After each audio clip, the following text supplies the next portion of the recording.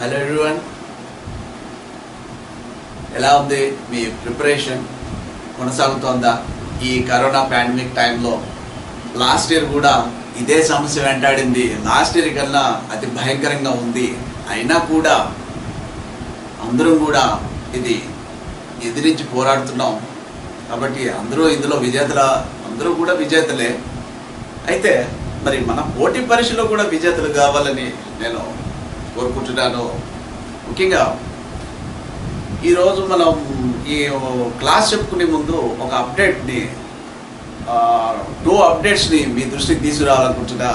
ఒకటి, ఆంధ్రప్రదేశ్ బడ్జెట్ సమావేశాలు శాసనసభ బడ్జెట్ సమావేశాలు 20వ తారీఖున కేవలం ఒకరోజే జరుగుతాయి అనేది పేపర్లో రావడం జరిగింది. మరి సాధారణంగా గత కొన్ని సంవత్సరాల నుంచి మనం చూస్తుంటే ఏదైనా నోటిఫికేషన్ రావాలన్నా, ఖాళీలు వివరాలు తెలియాలన్నా, లేదంటే వయోపరిమితి ఏజ్ రిలాక్సేషన్స్ ఇవ్వాలన్నా కూడా అసెంబ్లీ సమావేశాల్లో చెప్పడం కానీ, అదే సమయంలో ఏదైనా జీవోస్ రిలీజ్ కావడం కానీ జరుగుతున్నాయి. అది ఆనవాయితీగా ఉంది. మరి ఇప్పుడు కూడా, ఎందుకంటే గతంలోనే మే 31 డెడ్ లైన్ పెట్టుకుని అప్పటికి ఖాళీలు కానీ వివరాలు క్యాలెండర్ అని ప్రభుత్వం చెప్పడం జరిగింది. కాబట్టి మరి ఈ సమావేశాల్లో ఈ నోటిఫికేషన్ల సంగతి, వేకెన్సీల సంగతి తేలుతుంది. అందరికీ కూడా ఆమోదయోగ్యంగా అందరికీ మంచి జరుగుతుందని ఆశిద్దాం.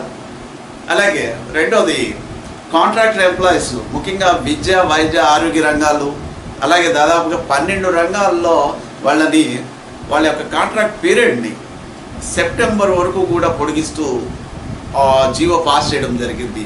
దీని మూలంగా కూడా మనకు అర్థమయ్యేది, సెప్టెంబర్ 30 వరకు అంటే మరి జూనియర్ లెక్చరర్స్, టీచర్ రిక్రూట్మెంట్ ఇవన్నీ ఎప్పుడు వస్తాయి? ఇది ఒకటి కొంచెం ఆలోచించాలి. ఇవన్నీ ఈ బడ్జెట్ సమావేశాల్లో కొంచెం క్లారిటీ వస్తుందని ఆశిస్తున్నాము. అలాగే వీటిని బట్టి కూడా, అంటే ఇప్పుడు కాంట్రాక్ట్ ఎంప్లాయీస్ని పొడిగించడం కానీ వీటిని మనం ఆలోచించినప్పుడు ఖచ్చితంగా నోటిఫికేషన్ వివరాలు కూడా అందుతాయి, తెలుస్తాయని ఆశిద్దాం. ఓకే, మానవుడు ఆశాజీవి. దాంతోపాటే ప్రయత్నం చేసి విజయం సాధించాలనుకునే తత్వం ఉంటుంది. కాబట్టి ఇది అందరూ అలవర్చుకోండి, విజయం సాధిస్తారు. చూద్దాం ఏ నోటిఫికేషన్లో ఏంటనేది. ఈ లోపల యాజ్ యూజువల్గా ప్రిపరేషన్ని కంటిన్యూ చేయడం మంచిది, రైట్? మరి గత క్లాసులో ఈ శాతవాహనానికి సంబంధించి మనం శాతవాహనుల గురించి చెప్పుకోవడం జరుగుతోంది. శాతవాహనులు గత క్లాసులో వాడి యొక్క జాతీయత, అలాగే వాటితో పాటే వాడి యొక్క ఎక్కడ వాళ్ళు ఏంటి, ఈ వివరాలన్నీ కూడా మనం తెలుసుకోవడం జరిగింది. అయితే ఈ క్లాస్లో మనం తెలుసుకోబోయేది వీరి యొక్క జన్మస్థలం ఏంటి, జన్మభూమి. వీటి మీద క్వశ్చన్లు వస్తున్నాయండి. ఒకటి, జన్మభూమి అంటే original home of the Satavahanas ఒకటి. తర్వాత తొలి అధికార పీఠం ఎక్కడుంది? తొలి అధికార పీఠం, దీని మీద కూడా డిబేట్స్, చరిత్రకారులు భిన్నాభిప్రాయాలు ఉన్నాయి. తర్వాత వీళ్ళ యొక్క కాలం, సమకాలికులు. గత క్లాసులోనేమో వీళ్ళ యొక్క జాతీయత మీద మనం గమనించడం జరిగింది. మరి దాని కంటిన్యూషన్గానే ఇవన్నీ ఆ వంశనామం అవన్నీ చూసాం. అవన్నీ కూడా వాదాలు ఇతిమితంగా ఏది చెప్పలేకపోయినా కానీ కొద్ది వివరాలు చరిత్రకారులు అందించడం జరిగింది. అవి మన ఎగ్జామినేషన్ పాయింట్ ఆఫ్ వ్యూ కూడా చాలా ముఖ్యమైనవి. ఇప్పుడు ఈ క్లాసులో వీళ్ళ యొక్క జన్మభూమి, తర్వాత తొలి అధికార పీఠం, కాలం, సమకాలికులు. యాక్చువల్గా ఈ జన్మభూమి, తొలి అధికార పీఠం నుంచి క్వశ్చన్లు అయితే డిఫరెంట్ టైప్స్ వస్తున్నాయి. అవి కూడా మనం ప్రీవియస్ క్వశ్చన్స్ని గమనిద్దాం. ఇంకొక అడ్వైస్ కూడా నాది, మీ టార్గెట్ గ్రూప్ 2 అయినప్పుడు కేవలం మీరు గ్రూప్ 2ని టార్గెట్ చేసి ఆంధ్రప్రదేశ్ హిస్టరీ సంబంధించి ప్రీవియస్ పేపర్ చూడటం అనేది కరెక్ట్ కాదు. వాటితో పాటే ఇప్పుడు assistant BC welfare, tribal welfare, వీటికి కూడా ఏపీ హిస్టరీని సేమ్ సిలబస్ ఇవ్వడం జరిగింది. ఆ పేపర్ను కూడా గమనించండి. గతంలో ఎన్టీఆర్ హెల్త్ యూనివర్సిటీ జూనియర్ అసిస్టెంట్స్కి వీటికి కూడా ఇదే సిలబస్ తోటి జరిగే ఇలాంటి పేపర్లన్నీ మీరు అలాగే గ్రూప్ 2 బ్యాక్లాగ్ పేపర్స్ ఇవన్నీ గమనించడం వల్ల మీకు సబ్జెక్ట్ మీద బాగా అవగాహన వస్తుంది. అలాంటి ప్రయత్నమే మా ఐఎన్ఎం సంస్థ చేస్తోంది, మీకు అందించడానికి ప్రయత్నం కూడా చేస్తుంది. ఓకే, శాతవాహనులు జన్మభూమి. ఫస్ట్ వన్, వీళ్ళ యొక్క జన్మభూమి ఏంటి? రకరకాల వాదనలు ఉన్నాయి, వీటి మీద డిబేట్స్ ఉన్నాయి, భిన్నాభిప్రాయాల చరిత్రకారుల్లో. ఒకళ్ళేమో కర్ణాటక అంటారు, ఒకళ్ళేమో మహారాష్ట్ర అంటారు, ఒకళ్ళేమో విదర్భ ప్రాంతం అంటారు, మరొకళ్ళేమో ఆంధ్ర అంటారు. మరి ఆంధ్ర అంటే ఆంధ్ర ఇప్పుడు నేటి ఆంధ్రప్రదేశ్ తెలంగాణ అనేదండి ఇక్కడ భావం తీసుకోవాలి, ఆంధ్రదేశం అంటే. ఓకే, మరి ఈ భిన్నాభిప్రాయాలకు సంబంధించి పరీక్షల్లో బిట్లు రావడం జరుగుతుంది. మార్కులు కొంచెం చేసుకోవాలి, ఈజీగా సంపాదించుకోవాలంటే మాత్రం వీటి మీద కాన్సన్ట్రేట్ చేయాలండి. ఓకే, ఫస్ట్ వన్, కన్నడ వాదం లేదా కర్ణాటక వాదం, లేదా దీన్నే బళ్ళారి వాదం అని కూడా అంటారు. దీన్ని శాతవాహనులు కన్నడిగులు, శాతవాహనులు కర్ణాటక ప్రాంతానికి సంబంధించిన వాళ్ళు, శాతవాహనులు బళ్ళారి ప్రాంతానికి సంబంధించిన వాళ్ళు ఒకటే వీధి అని విఎన్ సుక్తన్కర్ అంటే లాస్ట్ క్లాస్లో మనం చెప్పుకున్నాం వీళ్ళ జాతీయత గురించి.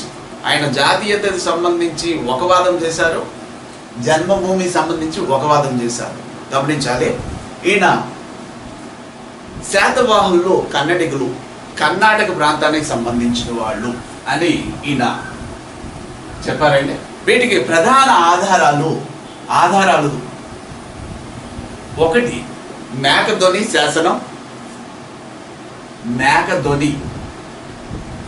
శాసనం ఇన్స్క్రిప్షన్. 2 హిరడగల్లి శాసనం. ఈ 2 శాసనాల ఆధారంగా తీసుకుని విఎన్ సుక్తన్కర్ శాతవాహనులు బళ్ళారి ప్రాంతవాసులు కాబట్టి కర్ణాటక వీళ్ళ యొక్క జన్మభూమి అనేది చెప్పడం. ఈ మేకధోని హిరడగల్లి మేకధోని శాసనం అనేది శాతవాహనుల చివరి రాజైన 3వ పులోమావి ఈ మేకధోని శాసనాన్ని వేయించాడు. ఈ మేకధోని అనేది యాక్చువల్గా చెప్పాలంటే దీని ఒరిజినల్ నేమ్ జనగల్. ఇక్కడ మేకధోని సమీపంలో, ప్రస్తుతం ఇది కర్నూలు జిల్లాలో ఉందండి, కానీ వాదం చేసినప్పుడు ఇది బళ్ళారి జిల్లాకు సంబంధించింది మేకధోని హిరడగల్లి. కానీ ఇది ప్రస్తుతం కర్నూలు జిల్లాలోని ఇది ఉందండి. మేకధోని అనే ప్రదేశానికి దగ్గరగా ఒక రాతి బండ మీద, ఆ బండ పేరే జనగలి గుండు ఇదండి కర్నూలు జిల్లాలోని ఆదోని తాలూకాలో ఒక రాతి బండ, దాని స్థానికంగా దాని పేరేంటే ఆ రాతి బండ మీద చెక్కారు. అది జనగలి గుండు నియర్ మేకధోని. ఇష్యూడ్ బై ఎవరండి? 3వ పులోమావి. ఇదండి. ఓకే, అంటే క్వశ్చన్ సాధారణంగా అందరికీ తెలుస్తుంది, 3వ పులోమావి మేకధోని శాసనం అంటాం. కొంచెం తిప్పి అడిగితే కొంచెం ఇబ్బంది పడతారు కాబట్టి జనగలి గుండు అనేది కూడా గుర్తుపెట్టుకోండి. ఆ రాతి మీద రాసిందే ఈ శాసనం. ఓకే, ఇందులో ఏం వివరాలు ఉన్నాయి అంటే శాతవాహనిహార అలాగే శాతవాహన రట్ట. చూడండి, ఇవి ఇందులో పేర్కొన్నది 2 పదాలు ముఖ్యమైనవి, శాతవాహనిహార, శాతవాహన రట్ట. సో హార అంటే రాష్ట్రం అనే అర్థం అండి, రట్ట రాష్ట్రం. అంటే శాతవాహనహార, శాతవాహన రట్ట అనే ప్రదేశాలు అనే వాటి ప్రాంతాలను మేకధోని శాసనంలో పేర్కొనడం జరిగింది. మేకధోని శాసనంలో వీళ్ళు చెప్పారు. అలాగే ఇదే పదాలు శాతవాహనహార, శాతవాహన రట్ట అనేవి కూడా హిరడగల్లి శాసనం అంటే పల్లవ రాజైన శివస్కందవర్మ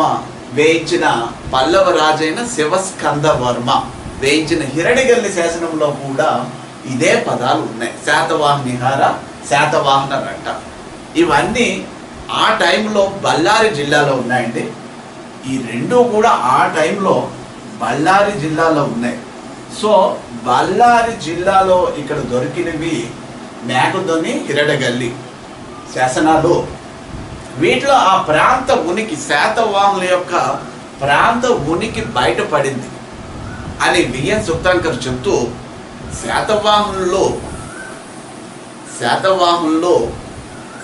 శాతవాహన ఈ కర్ణాటకకి సంబంధించిన వాళ్ళు, శాతవాహన రాష్ట్రానికి సంబంధించిన వాళ్ళు అని చెప్పడం జరిగింది. శాతవాహన రాష్ట్రానికి సంబంధించిన వాళ్ళు. ఆ శాతవాహన రాష్ట్రం ఎక్కడుంది? కర్ణాటకలో ఉంది అనేది ఆయన వాదం. కాబట్టి ఆయన వాదం కర్ణాటక చెప్తూనే ఆంధ్రులు కృష్ణా గోదావరి మండలంలో ఉండేవారు, వారి మృత్యులు కర్ణాటక రాష్ట్రంలో ఉన్నారు. ఒక్కసారి మీరు జాతీయతను గుర్తుపెట్టుకోండి. ఒకసారి మనం లాస్ట్ క్లాస్లోకి వెళ్ళినప్పుడు ఆంధ్రుల జాతీయత, శాతవాహన జాతీయత సంబంధించి విఎన్ సుక్తాంకర్ ఏమన్నారంటే వాళ్ళు మహారాష్ట్రీయులు అని చెప్పడం జరిగింది. ఆంధ్రులు వేరు, ఆంధ్ర మృత్యులు వేరు అని చెప్పడం జరిగింది. కాబట్టి ఆంధ్రులోమో గోదావరి కృష్ణా మండలంలో ఉంటే వాళ్ళ మృత్యులు అంటే శాతవాహనులు, సామంతులు ఇక్కడ కర్ణాటక ప్రాంతంలో ఉన్నారు. ఇదండి ఇక్కడ మనం గుర్తుపెట్టుకోవాల్సినవి. విఎన్ సుక్తాంకర్ కర్ణాటక వాదాన్ని చెప్పడం, శాతవాహన జన్మభూమి కర్ణాటక ప్రాంతం అని చెప్పారు. ఒకటి, వాటికి ఆధారాలు మేకదొని హిరడగల్లి ఎవరెవరు వేయించారు, ఎక్కడ దొరికాయి అన్నది. ఫైనల్గా ఆంధ్రులు వేరు, ఆంధ్రులు వేరు, ఆంధ్ర మృత్యులు వేరు అని ఈయన చెప్పడం జరిగింది. ఓకే, ఒకటి. తర్వాత ఇది కర్ణాటక వాదం. నెక్స్ట్ ఇంకా ఓకే మహారాష్ట్ర వాదం. తర్వాత కర్ణాటక అయిన తర్వాత మహారాష్ట్ర కొంతమంది అన్నారండి శాతవాహనుల జన్మభూమి మహారాష్ట్రకి సంబంధించింది అని చెప్పిన వాళ్ళు ఇంకా మహారాష్ట్ర. రెండవ వాదం మహారాష్ట్ర. ఇది పిటి శ్రీనివాస అయ్యంగార్. ఈయన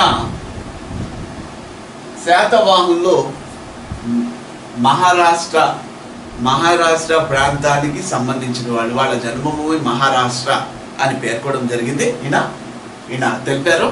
వీటికి ఆధారంగా ఆంధ్రులు ఈయన చెప్పినవి ఏంటంటే వింధ్యా ప్రాంత తెగవారు. ఆంధ్రులు వింధ్యా ప్రాంత తెగవారు. అలాగే వీళ్ళు రాజ్య స్థాపన పశ్చిమ దక్కన్ అంటే వెస్టర్న్ ఘాట్స్ ఏరియా అంటే మహారాష్ట్ర ఈ ప్రదేశంలో మొదలుపెట్టి తూర్పు దిశగా వీళ్ళు సామ్రాజ్యాన్ని విస్తరించారు అని చెప్పారండి. వింధ్యా పర్వత ప్రాంత వాసులు ఆంధ్ర తెగ, వింధ్యా పర్వత ప్రాంతం ఒక తెగ. వాళ్ళు పశ్చిమ దక్కన్లో సామ్రాజ్యాన్ని స్థాపించి తూర్పు దిశగా అంటే కృష్ణా గోదావరి మండలం కిందకి దిశగా అంటే ఆంధ్ర, తెలంగాణ ఈ ప్రదేశాలలో వాళ్ళు సామ్రాజ్యాన్ని విస్తరించారు అని చెప్పారండి. తర్వాత శాతవాహనులు వాడిన భాష ప్రాకృతం. కాబట్టి వీళ్ళు మహారాష్ట్ర, వీళ్ళ జన్మభూమి మహారాష్ట్ర అని పిటి శ్రీనివాస అయ్యంగార్ చెప్పారండి. తర్వాత ఇంకా ఇదే విషయాన్ని కొద్దిగా మార్పులతో జోగ్లేకర్, ఎస్ఏ జోగ్లేకర్ చెప్పారండి. ఇదే విషయాన్ని మహారాష్ట్ర ప్రాంతీయులే వీళ్ళు చెప్తూ బొంబాయిలోని ఆంధ్రీ నది దగ్గర నివసించే వారిని కాబట్టి వీళ్ళు ఆంధ్రులు అయినారని చెప్పారైనా జోగ్లేకర్. ఎస్ఏ జోగ్లేకర్ బొంబాయి తీరంలోని సమీపంలో ఉన్న ఆంధ్రీ నది తీరంలో నివసించే వారిని అందుకే ఆంధ్రులు అయినారు అని చెప్పారు. అంటే పిటి శ్రీనివాస అయ్యంగార్ మరాఠావాదాన్ని మహారాష్ట్ర వీళ్ళ యొక్క జన్మస్థానం చెప్పడం జరిగింది. జోగ్లేకర్ కూడా ఆంధ్రీ నది తీరంలో నివసించారు కాబట్టి వీళ్ళు మహారాష్ట్ర ప్రాంతీయులు, మహారాష్ట్ర అనేది వీళ్ళ జన్మస్థలం అని చెప్పారు. వాటితో పాటే ఇంకొక అతి ముఖ్యమైనది, ఈ మహారాష్ట్రలో ఉన్నప్పుడే వీళ్ళు ఆ చుట్టుపక్కల ఉన్న తెగలందరినీ కూడా తెగ ప్రజలని తెగల్ని ఏకం చేసి వీళ్ళు సామ్రాజ్యాన్ని స్థాపించారు. ఆ కొత్త రాజధాని నిర్మించుకున్నారు. అదే నవరాష్ట్రం. అదే నవరాష్ట్రం అంటే దాన్నే మహారాష్ట్రగా ఆయన చెప్పారండి. ఇక్కడ వీళ్ళు ఒక ఒపీనియన్ బేస్డ్ క్వశ్చన్స్ వచ్చే అవకాశాలు చాలా ఎక్కువ ఉంటాయి. సో పిటి శ్రీనివాస అయ్యంగార్ వింధ్య ప్రాంత తెగ ఇవన్నీ చెప్పుకుంటూ వస్తే ఈయన ఆంధ్రీ నది తీరంలో ఉన్నారని చెప్తూ వీళ్ళు నవరాష్ట్రాన్ని నిర్మించారు అనేక జాతుల్ని సమైక్యం చేసి అని ఎస్ఏ జోగ్లేకర్ చెప్తే, ఇంకా కె గోపాలాచారి ఈయన శాతవాహనులు ఆంధ్రులే, వాళ్ళ జన్మభూమి ఆంధ్రదేశమే, కానీ ప్రథమంగా సామ్రాజ్యాన్ని స్థాపించింది మాత్రం పశ్చిమ దక్కన్లో. ఇదండి, అంటే పశ్చిమ దక్కన్ అంటే western Ghat area, western Deccan area, Maharashtra. K Gopalachari శాతవాహనులు ఆంధ్రులే, ఒకటి వాళ్ళ జన్మస్థానం ఆంధ్రప్రదేశే, అయితే వాళ్ళు మాత్రం మొదటగా అధికారాన్ని స్థాపించింది మహారాష్ట్ర ప్రాంతంలో అని కె గోపాలాచారి. సో కర్ణాటక వాదంలో విఎన్ సుప్తంకర్ ప్రముఖమైన వాళ్ళు, మహారాష్ట్ర వాదంలో పిటి శ్రీనివాస అయ్యంగార్, తర్వాత ఎస్ఏ జోగ్లేకర్, తర్వాత కె గోపాలాచారి, వీళ్ళు చాలా ప్రాముఖ్యమైన సంపాదించారండి ఈ వాదాలు చేసి. ఇంకా తర్వాత విదర్భవాదం. సో ఇక్కడ మనం చూసినప్పుడు కర్ణాటక వాదం అయిపోయింది, మహారాష్ట్ర వాదం అయిపోయింది, ఇలా సర్కిల్ ఇలా వస్తే మూడవది విదర్భవాదం. మహారాష్ట్ర పక్కన ప్రదేశం అంటే విదర్భవాదం. ఇది వివి మిరాషి. విదర్భవాదంలో ప్రముఖమైన వ్యక్తి, శాతవాహనులు జన్మభూమి విదర్భ ప్రదేశం అని పేర్కొన్న వాళ్ళు విదర్భ. వివి మిరాసి ఈయన చూపించిన ఆధారాలు ముఖ్యమైనవి. విదర్భ ప్రాంతీయులు అని ఈయన చెప్పారు. వీటికి ఆధారాలుగా ఒకటి బాలశ్రీ నాసిక్ శాసనం, రెండు ఖారవేలుని హాతిగుంఫా శాసనం. గౌతమిపుత్ర శాతకర్ణి తల్లైన బాలశ్రీ వేయించిన నాసిక్ శాసనం, ఇది మహారాష్ట్రలో ఉంది. ఒకటి. రెండు ఖారవేలుని హాతిగుంఫా శాసనం, ఇది భువనేశ్వర్ ఒరిస్సా ప్రాంతం అండి. ఇది ఒరిస్సాలోని ఉదయగిరి గుహల్లో ఉంది. ఒరిస్సా అంటే మహారాష్ట్ర ప్రాంతంని ఉదయగిరి ఒరిస్సా ప్రాంతం బాగా గుర్తుపెట్టుకోండి. ఇక్కడ విదర్భ అనేది ఆ రెండింటి మధ్య ఉంది. ఫస్ట్ పాయింట్ బాలశ్రీ నాసిక్ శాసనం, ఖారవేలుని హాతిగుంఫా శాసనం, ఈ రెండు కూడా రెండు మాటలను బేస్ చేసుకుని వివి మిరాసి విదర్భ వాసులు అని చెప్పడం జరిగింది. ఆ రెండు ఏమిటంటే, బాలశ్రీ గౌతమిపుత్ర శాతకర్ణిని వర్ణిస్తూ నాసిక్ శాసనంలో ఈవిడ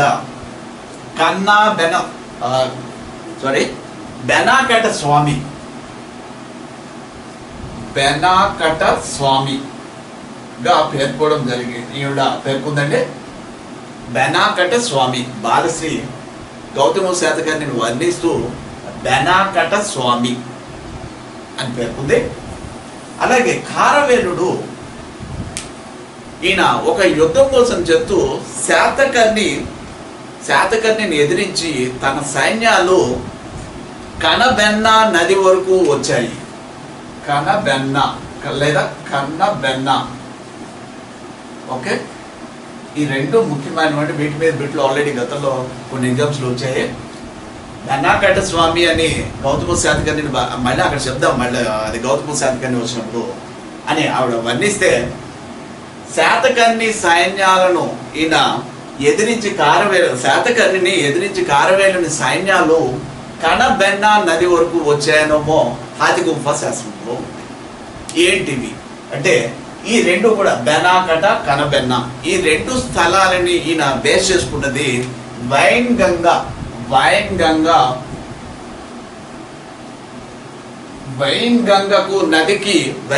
నదికి ఇరుపక్కలా ఉన్న, ఇందాక చెప్పాం కదండి మొట్టమొదటే మహారాష్ట్ర, ఇక్కడ ఒరిస్సా, ఈ రెండింటి మధ్య ప్రదేశంలోనే మహారాష్ట్ర చివర ఒరిస్సాకి చివరి ప్రాంతంలోనే ఈయన పేర్కొంటోంది విదర్భ అని. కాబట్టి వైన్గంగా అనే ప్రాంతం సంబంధించి ఆ నదికి ఇరుపక్కలా ఉన్నవే బెనాకట, కనబెన్నా అనే ప్రదేశాలు అని చెప్పింది వివి మిరాసి. కన్ఫ్యూజ్ అవుతుంది. వివి మిరాసి శాతవాహనులు విదర్భ వాసులు అని చెప్పారు. దానికి ఆధారాలు గౌతమ్ బాలశ్రీ నాసిక్ శాసనం, అలాగే కారవేల ఆదిగుంప శాసనం. ఈ రెండు కూడా ఏం పేర్కొన్నాయంటే బెనాకట స్వామి అని గౌతమ శాతకర్ణిని పేర్కొంటే కడబెన్నా నది కోసం ఈయన వారు జరిగినప్పుడు అంతవరకు వచ్చేయి అని చెప్పడం జరిగింది. ఈ రెండు ప్రదేశాలని కూడా ఈయన వైన్ గంగా ఆ ప్రదేశానికి నదీ తీర ప్రాంతాన్ని నదుల మధ్య భాగానికి ఈయన అన్వయించడం జరిగింది. అన్వయించి విదర్భ వాసులు అని చెప్పారు. కానీ ఇక్కడ ముఖ్యమైనది బెన్నాకట స్వామికి ఈయన బేసల హనుమంతరావు గారు బెనాకట అనే అర్థం ధాన్య కటకంగా అని చెప్పడం జరిగిందండి. ధాన్య కటకం అంటే అమరావతి ధాన్య కటకం. బెనాకట అంటే అర్థం ధాన్య కటకంగాను, కనబెన్నా నది అంటే కృష్ణా నదిగా. కనబెన్నా నది అంటే కృష్ణా నది.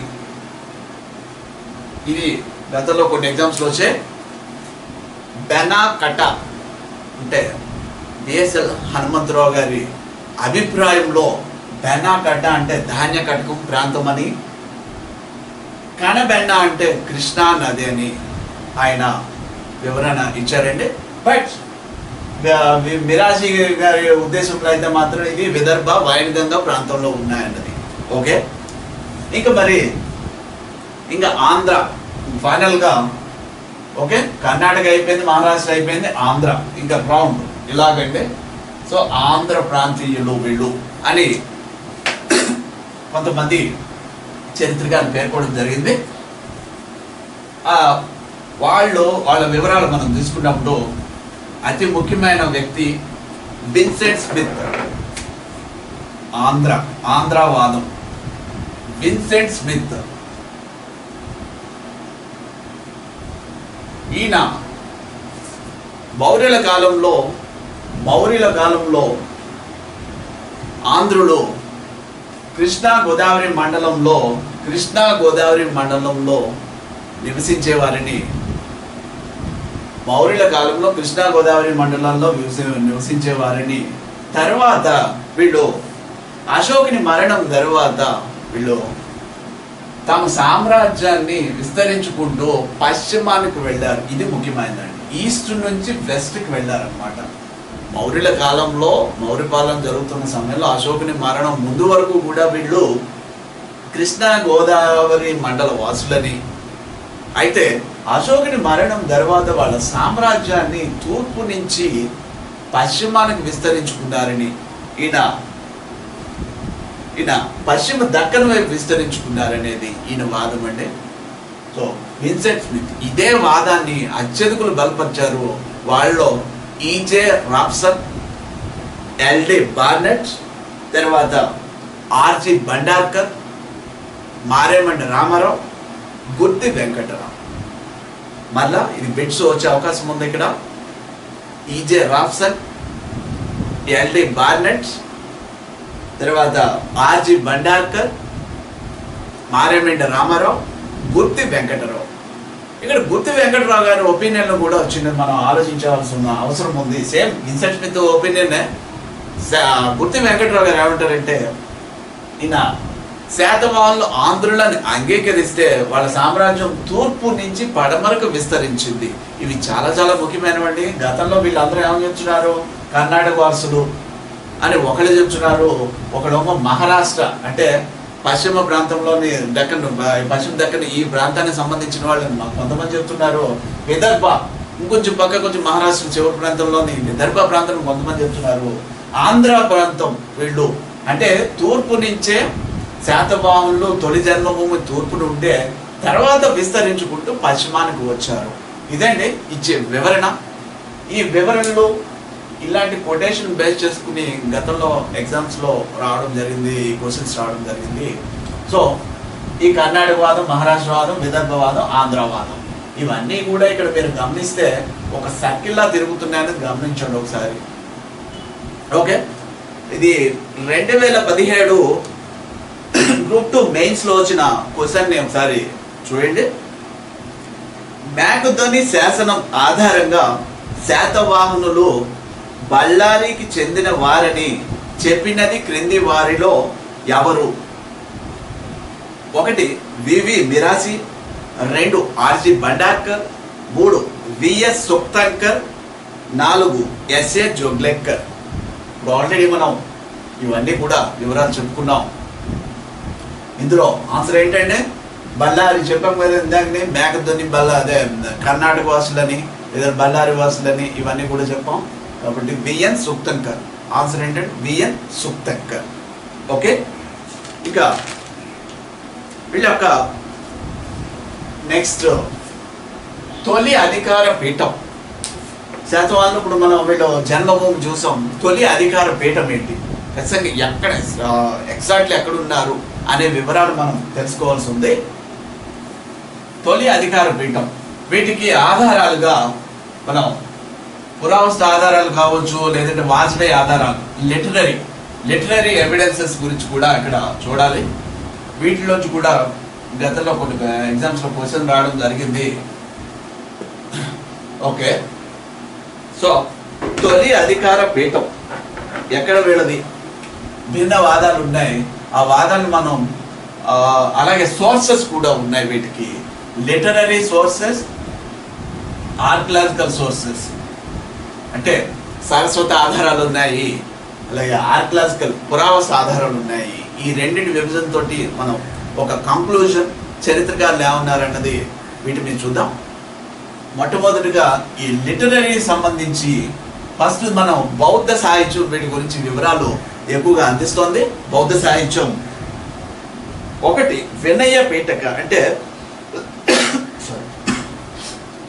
బుద్ధుని ఉపదేశాన్ని ఈ తెలిపే పీఠకాలు ఉన్నాయండి, త్రిపీఠకాలు అంటాము. వాటిలో వినయ పీఠక అనేది వినయ పీఠక ఇది. ఓకే, ఇది ఒక వివరం ఇస్తోంది. మధ్యమ దేశ సరిహద్దులలో శతకన్నిక నగరం ఉంది అనేది. శతకన్నిక, ఓకే,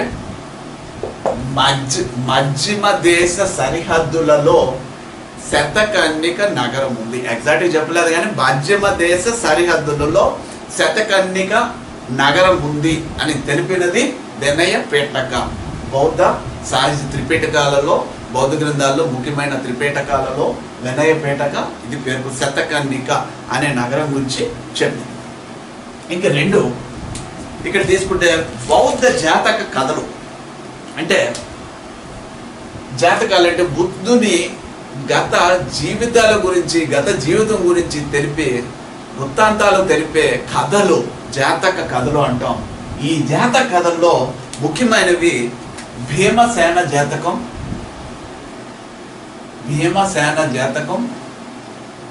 ఒకటి. 2 శరి వాణిజ జాతకం. వీటి మీద క్వశ్చన్స్ వస్తాయండి. శరి వాణిజ జాతకం, ఓకే. తర్వాత చుళ్ళ కళింగ జాతకం, ఓకే. భీమసేన జాతకం, శరి వాణిజ జాతకం, చుళ్ళ కళింగ జాతకం ఏంటివి? ఈ వివరాలు ఏం చెప్తున్నాయి అంటే భీమసేన జాతకం ఆంధ్ర పదం అనేది పేర్కొందండి. ఒక వివరం ఇచ్చింది ఆంధ్ర పదం. ఇందులో వివరాలంటే ఎగ్జాక్ట్ లొకేషన్స్ ఇవ్వండి. ఒక్కోసారి గ్రంథాల్లో చెప్పినప్పుడు చిన్న చిన్న వివరాలు ఉంటాయి. దాన్ని చరిత్రకారులు, పురావస్తు శాస్త్రవేత్తలు ఏదైనా ఆధారాలు దొరికినప్పుడు వాటిని రెండింటిని కూడా కోయిన్సైడ్ అయిన తర్వాత వాళ్ళ యొక్క ఒపీనియన్ చెప్పడం జరుగుతుంది. ఆంధ్ర పదం అని పేర్కొన్నది భీమసేన జాతకం. ఇంకా శరి వాణిజ జాతకం ఆంధ్ర నగరి అనే ప్రదేశాన్ని పేర్కొందండి. ఆంధ్ర నగరి. ఈ ఆంధ్ర నగరిని బేసల హనుమంతరావు గారే ఇది ధాన్య కటకంగా ఈయన చెప్తారండి. ధాన్య కటకం అంటారు.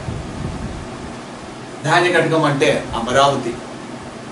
శరి వాణిజ జాతకం ఆంధ్ర నగరి అని పేర్కొంది. భీమసేన జాతకం ఆంధ్ర పదం కోసం చెప్పింది. సో ఆంధ్ర నగరి అనేది ధాన్య కటకంగా బిఎస్ఎల్ హనుమంతరావు గారి అభిప్రాయము. తర్వాత ఇంకా చుళ్ళ కళింగ జాతకం ఇది చాలా ముఖ్యమైన వివరం ఇస్తోందండి. ఇది గమనించాలి. కళింగాధిపతిగా ఉన్న కారవేలుడు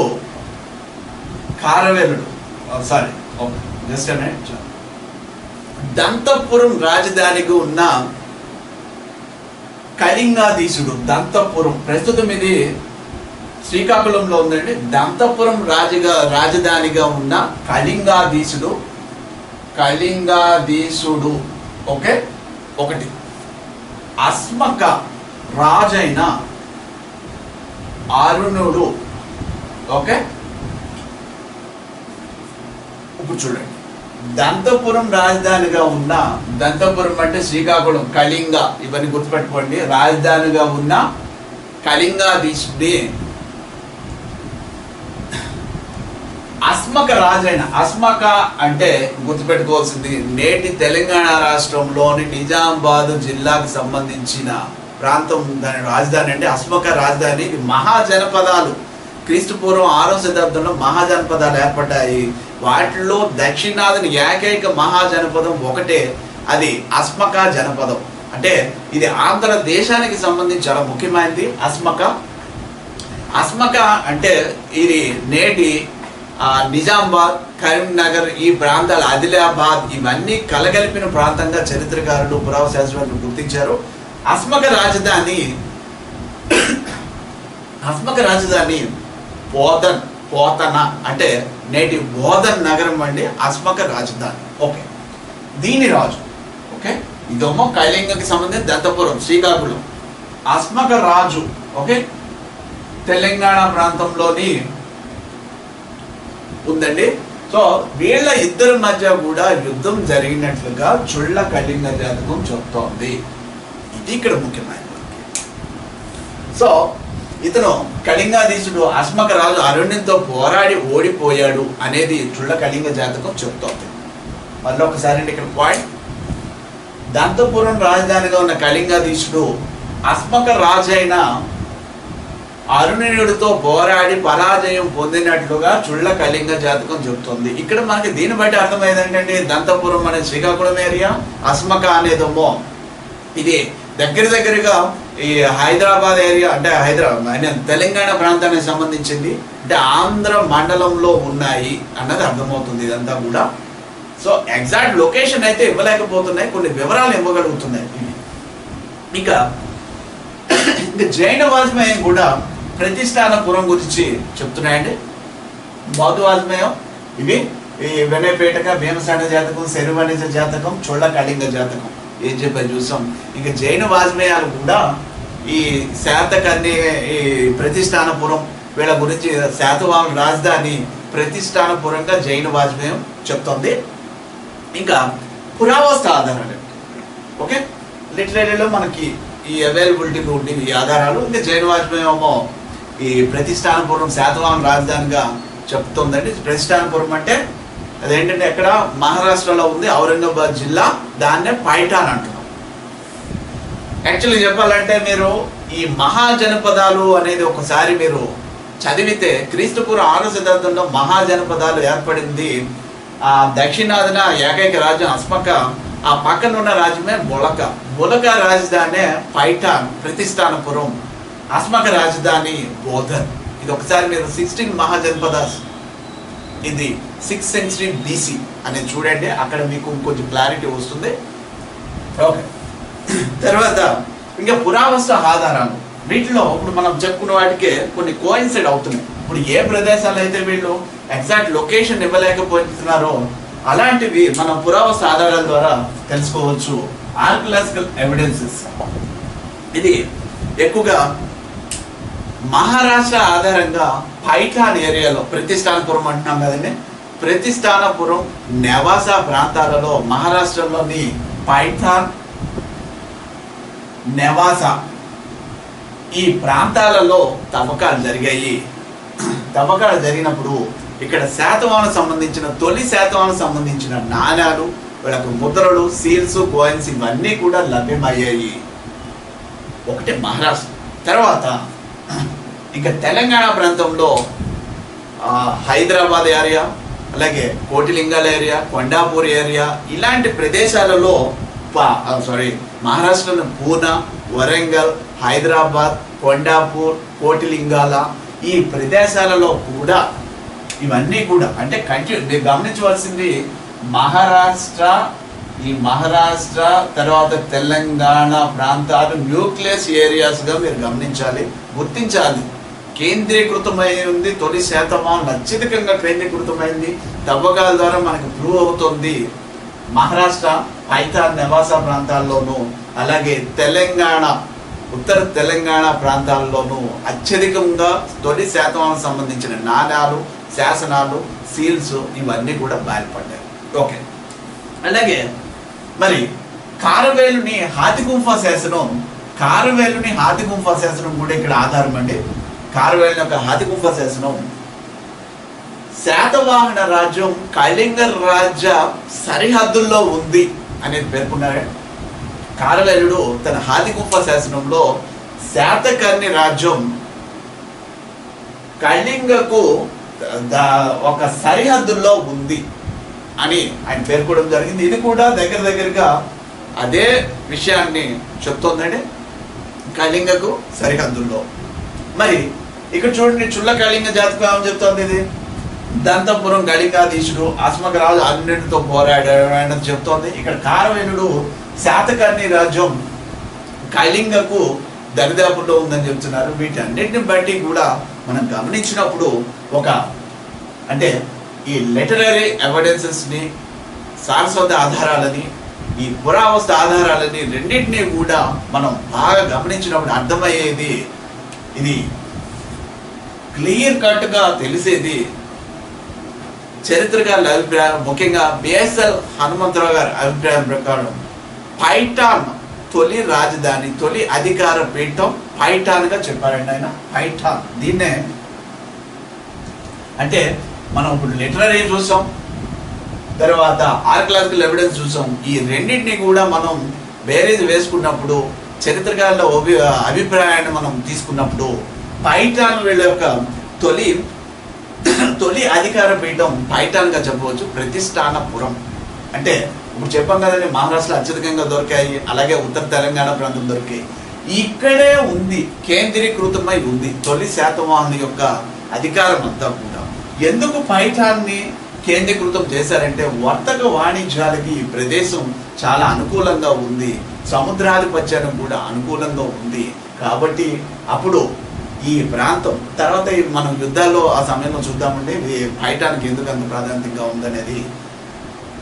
కాబట్టి వర్తక వాణిజ్యాలకి, రహదారులకి అన్నిటికీ కూడా అనుకూలంగా ఉంది. కాబట్టి పైఠాన్ రాజధానిగా తొలి అధికార పీఠం శాతవాహనుది పైఠాన్గా ప్రతిష్టానపురంగా బిఎస్ఎల్ హనుమంతరావు గారి అభిప్రాయం అండి. ఇది మనం చూసినప్పుడు, ఇవంతా చదివినప్పుడు కూడా మన అభిప్రాయం కూడా అటు పురావస్తు ఆధారాలు ప్రూవ్ చేస్తున్న దాని ప్రకారం చూసినా కూడా పైఠానే తొలి అధికార పీఠం, ప్రతిష్టానపురం తొలి అధికార పీఠంగా మనం చెప్పవచ్చు.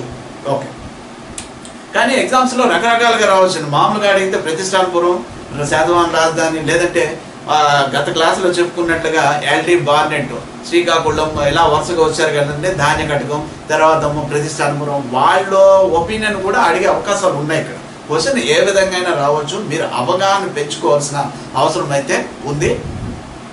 లాస్ట్ క్లాస్లో చెప్పినవి, ఈ క్లాస్లో చెప్పినవి రెండు కూడా మీరు ఇప్పుడు క్లియర్గా అర్థమై ఉంటుంది.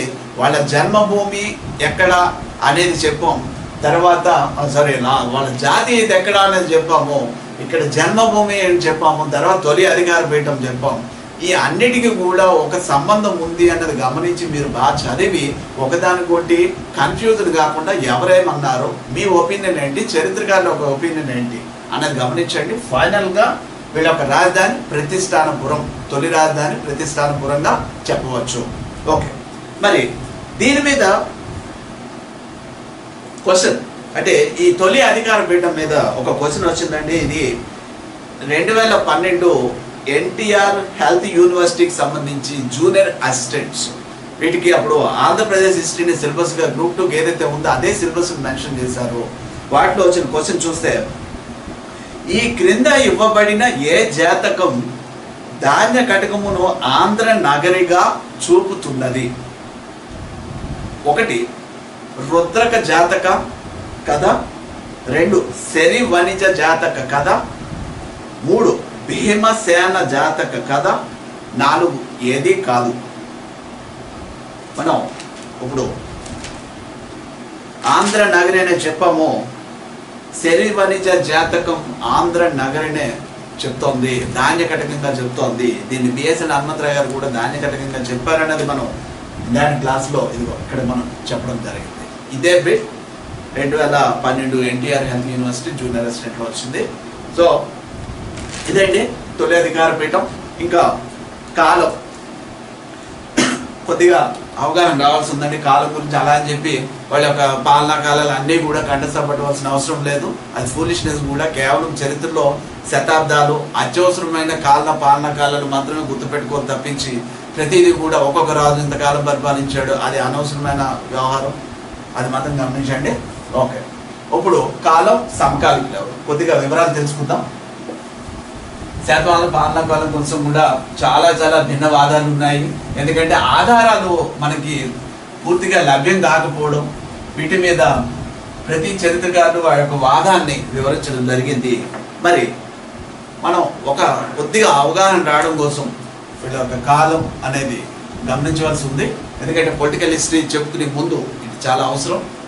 పురాణాలు 450 సంవత్సరాలు వీళ్ళు పాలించినట్లుగా చెప్తున్నాయి. ఒకటి పురాణాల ప్రకారం పురాణాలు శాతవాహనులు 450 సంవత్సరాలు పాలించినట్లుగా చెప్తున్నాయి.